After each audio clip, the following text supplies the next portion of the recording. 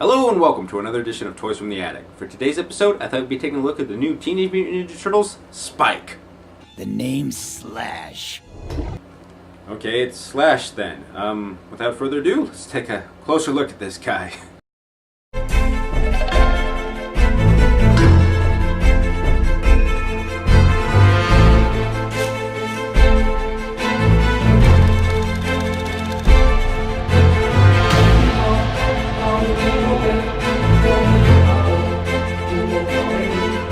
As far as Slash's box art goes, I mean, it's your standard blister card packaging. You have the Nickelodeon Teenage Mutant Ninja Turtles logo displayed here at the top, Slash's name down here at the bottom, and the image of the four guys on the side here, along with the other logos and the listing of ages 4 and up. There's really not much else to go on.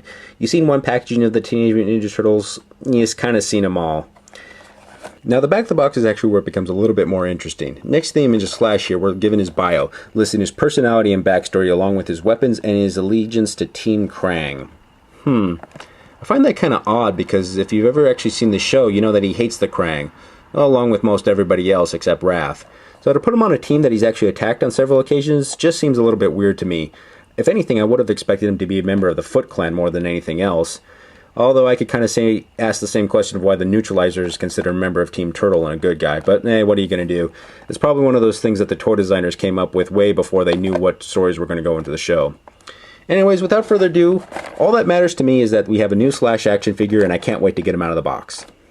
So after taking Slash out of the box, you can see a lot of his positive sides, but a lot more of his negative sides start to show through.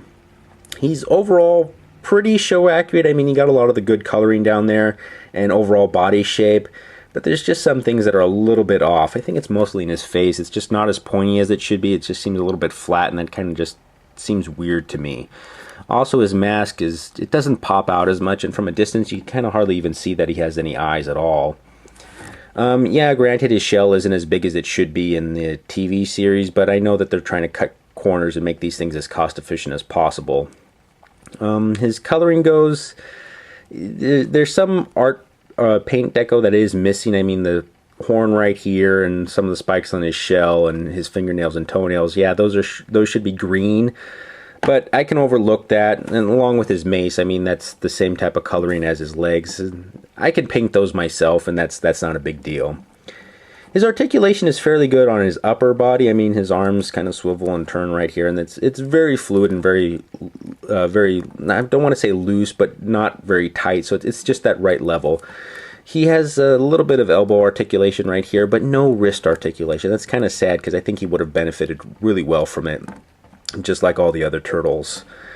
His lower legs only have joints right here at his hips, which, because of his design, makes it very limited on the movement you can get, and a lack of a knee joint makes him kind of stuck in this semi-squatted position, so you're not going to get too much posing out of this guy.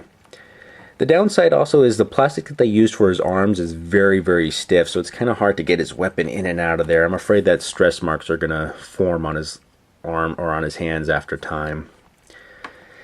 Now, the other little nitpick I have is actually his biggest one, which is his overall size compared to the original Turtles. And you can just see that he's very, very, very short. This is very sad because in the show, he's supposed to be a very dominating force. He's supposed to tower over the guys and be a looming threat. And here, he's just kind of a shrimp. Which is kind of funny because if you think about the original Slash action figure, he was smaller than the 4 original Turtles. But yeah, I would have liked it if he was just a little bit bigger, or if they actually didn't include him in this line of figures, but included him in, I guess, the slightly bigger Talking Turtles line. That way you could have actually just grabbed that guy and put him right next to the other Turtles, and he would have fit in just fine as if he stepped out of the show.